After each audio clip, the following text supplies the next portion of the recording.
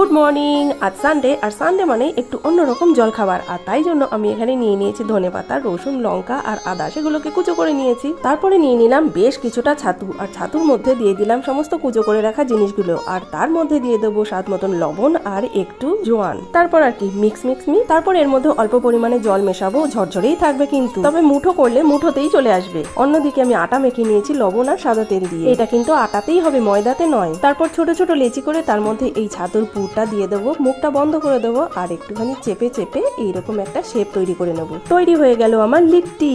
লিট্টি সাধারণত সেকেই করে, কিন্তু আজকে আমি সর্ষের তেলে ভেজে করব। হয়ে যাবে প্যান ফ্রাইড লিট্টি। এটা কিন্তু খুব অল্প আঁচে ভাজতে হবে, না হলে ভেতরটা কিন্তু কাঁচা থেকে যাবে। আর ভাজা হয়ে গেলে দেখো লিট্টিগুলো কেমন ফুলে ফুলে উঠেছে, একদম মুচমুচে খাস্তা। এটা কিন্তু ধনেপাতা চাটনি দিয়ে ভালো লাগতো, তবে আমি সস দিয়ে খাচ্ছি। তোমরাও বানিয়ে দেখো, আশা করছি আমার মতো তোমাদেরও দারুণ লাগবে। তাহলে আজকের মতন টাটা।